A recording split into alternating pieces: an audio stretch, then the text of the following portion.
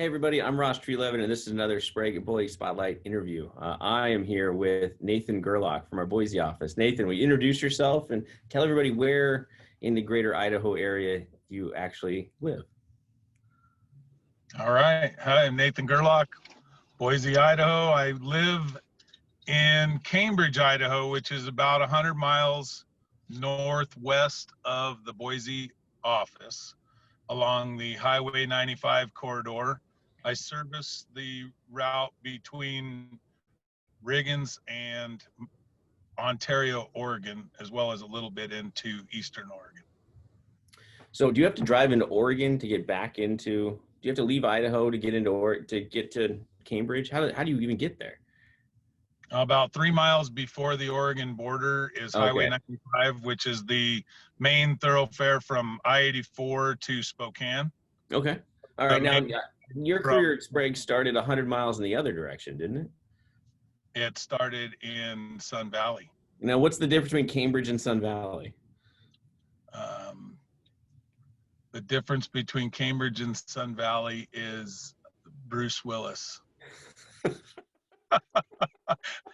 No, as in the lack of. No, Cambridge is a little teeny 375 person town in the middle of what used to be the Salubria Valley.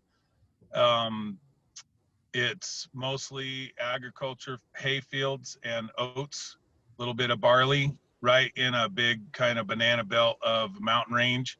So there's three major mountains: Hip Mountain, Cuddy Mountain, and I guess it would be West Mountain surrounding the valley. And so it's just wouldn't be, I guess, considered comparatively to the West Coast, it would be a high mountain valley, but it's really only about 3,000 feet above sea level, so not really high mountain. Okay, but probably more snow than some of the other areas that we service.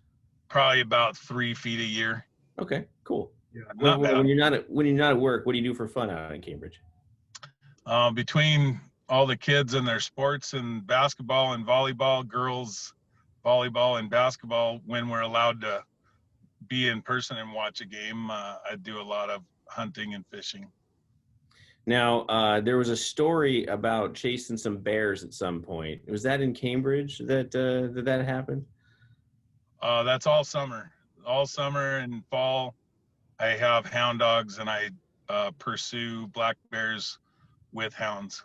Wow, that is a fascinating thing. I am the hounds must give you some sense of security when you're chasing bears. No, more a sense of enjoyment than security. I don't have a fear of the bears. It's more of how the dogs work and what the dogs are doing. The vocalizations of the dogs tell a story from the beginning of an old track all the way till they're looking at the animal that they're pursuing. And once you learn your dog's voice, you can tell what dog's doing what by the sound of their voice and what that sound actually means. Wow, that's fascinating. I have more of a vanity dog that has none of those skills, and so just going along with you someday might be the thrill of my life. I like vanity dogs too. My friend has Don Juan the Bichon, and he is a pretty fantastic little dog. That's awesome. Well, now, how long ago did you stumble upon Sprague, and what was the beginning of your career at Sprague like? I started with Sprague in 2006. 2006, okay. Yeah, I'm completing 15 years this March. Woo-hoo. I've been here 15 years. So long-term guy, I guess. Yeah. I mean, comparatively, right? There's That's a lot awesome. of people that have made it. We have a pretty long standing in employment here. So 2006, I came from the tree and shrub industry, pest on trees and shrubs, mainly is what I did: commercial tree and shrub maintenance and care, spraying insecticides and fertilizations. And I used to spray the trees at the Sprague office. And we had at that time, I think there were 4 or 5 ex employees from the company I worked with at that time that had worked with spray at that time. And Oh, every wow. time I would come to spray the trees, I would get recruited or talked about, how great it was. And I was at a position in life where I was ready to make a change, and things worked out, and I was able to get the Sun Valley route and started in Sun Valley. That's so cool. Mhm. Well, are you so if we go back in time there, what are some of the things that have changed at Sprague in the almost 15 years that you've been here? I think we've quadrupled in size revenue wise at the Boise branch. I think when Yeah.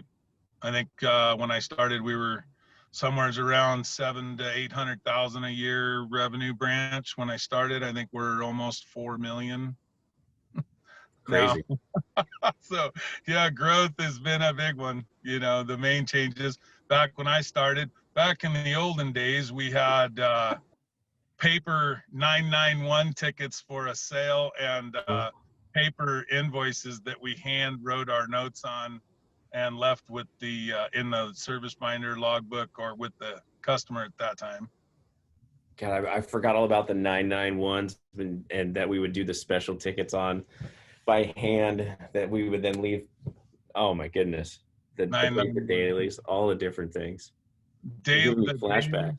the daily forms and 991s is probably the biggest change as far as what we do during the day. As a tech, we still do the same job. We still have to service the equipment and build relationships with our customers. But as far as the handheld goes and how we used to service equipment with punch cards or date cards and handwritten tickets along with the daily form, that's probably the biggest change. Oh goodness, that's crazy to think about. It's a long time. It's like very small incremental changes over the years that have created such a different reality. Right. It's amazing. Well, what are some of the interesting things that you've run into in your career? Oh, I mean, I've done a lot of residential in the mountain routes as well as the commercial all the way down into the food processing stuff. So I'd say residentially, termite activity or moisture ants up to large, small mammal, but large on the rodent side. They're not really a rodent, but pine martens and squirrel, raccoons. And then on the commercial side, interesting, I guess you could call it interesting, would be, bed bug in multi-unit housing. Those are, I'd rather deal with roaches in a kitchen than a bed bug job. But so I would say bed bugs are interesting. I would say that most people, when you bring up that word, they start to itch just a little bit. The fear of the unknown there a little bit is also in play. Well, who's had a big impact on your career since you started working here? Well, I guess everybody. I've been involved with a lot of different people. I think I'm on 4 or 5 branch managers. Our branch has always kind of been self-sufficient when it comes to operations managers.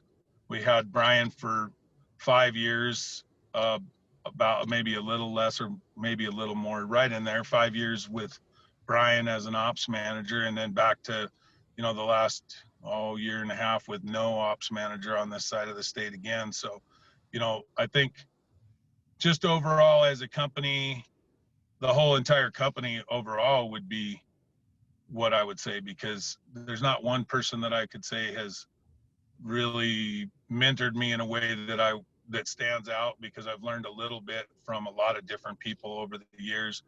And I've always felt comfortable being able to reach out to anybody, even at, a corporate.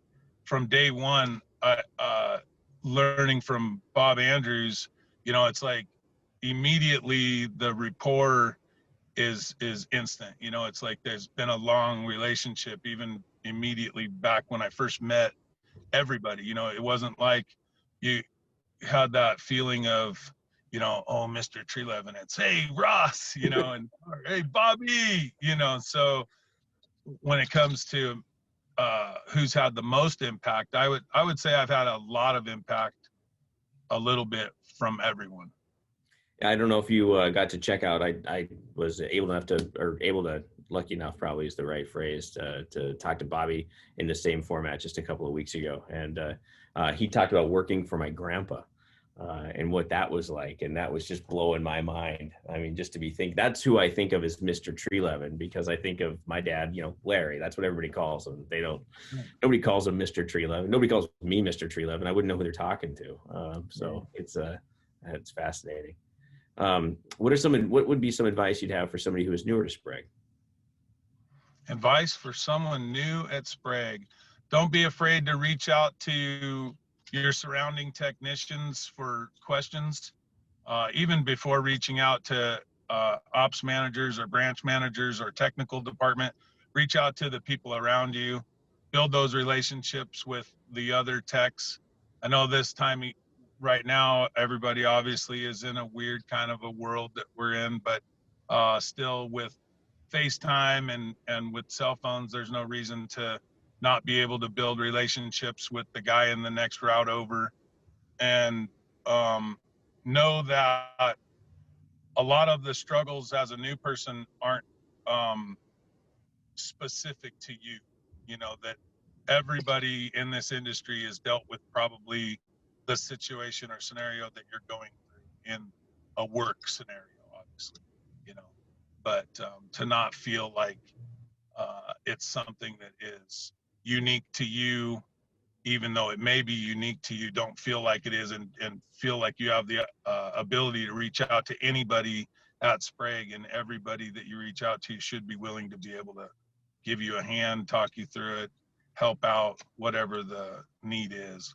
I think the employees at Sprague have proven to be very confident and very capable of finding and filling needs, Mm-hmm. and that includes employee help. So I really like that advice, because the first place I worked was the Tacoma office, and a 16-year-old kid trying to like clean up and build bait stations and stuff. And I don't know, I felt like they adopted me. They like taught me a whole bunch of stuff. They helped me, and I relied on them. And many of those people still work here, which is so cool. And I still feel part of that. I do think that reaching out and creating those relationships in our team are some of the most important things we can do. Right. And sometimes being the new guy, it's easier for the new person and proverbial guy or girl, it's easy for the new employee to reach out to the tech next door than it might be for the tech next door to reach out to the new person. Yeah. Just because of people get zoned out, and into their route work and into what their norm is, and their norm isn't trying to build a relationship with a new hire. So as a new hire, don't be afraid to reach out to those people. Just because they're not taking the initiative to reach out to you doesn't mean that they are not totally willing to participate in helping you along and build your career here. That's awesome. That's really sound advice. And, I don't really know what Boise's like without you, Nathan, is because when I started going to Boise, you were there. I mean, I didn't really go to Boise much before 2006. And so it's like you and Brian, you guys are like the shop stewards of the Boise office. Right. And you're more talkative than Brian, though. Little bit. Yeah. He hasn't agreed to come on here with me yet. Yeah, he's reserved. That's a good way to put it. So anyway, it is always good to see you. I wish that we were seeing you in person, but thanks for doing this with me today. Absolutely. No problem. Anytime. It's good seeing you. Stay safe. You do the same. How have you stayed sane during all of this lockdown and other things that have been going on? It hasn't affected me that much. It's not really, and it hasn't had that big. Our kids have been in school the whole time. We haven't had any restrictions up until this week. They went to parents only at the games. 2 weeks ago, the last game before that, it was no restrictions. The gyms were full, the games were continuing. My college student has not had a track meet. She's a midterm sophomore on the College of Idaho Yotes track team, and she has not participated in an event in her college career yet. Oh. And so she's getting really good at working out. Oh man, that is. I hope they reopen the gyms around here so the rest of us can be doing that as well. But Right. My heart breaks for her. Hoping this thing is behind us sooner than later. Yeah, agreed. So, but yeah, I handle it just fine. We're not. It's not had that big of an effect on the western side of Idaho. If masks are required, they're required by us if we're going to be around people. And so, I just put on a mask, and if a store requires a mask, we just use a mask and go in the store. But apparently we're going back into a toilet paper shortage again. And Oh geez. yeah, I don't know what that's all about, but we'll deal with that. It was really the last time it was a good opportunity for me to reach out as the trainer to the other employees in our branch, and I was just kind of personally, calling it the TP touch, and just calling to see if everybody was okay, if they had everything they needed at home, if they were struggling in any way, plus be able to then talk about work. But just another opportunity to reach out to the employees in the branch. Nathan, thanks for taking such good care of everyone. It's awesome. Yeah. Well, thanks for joining me today. I really appreciate your time, and thanks for being on the Spotlight series. Yeah, on the spot. Thank you. Have a good one, Ross. I appreciate you.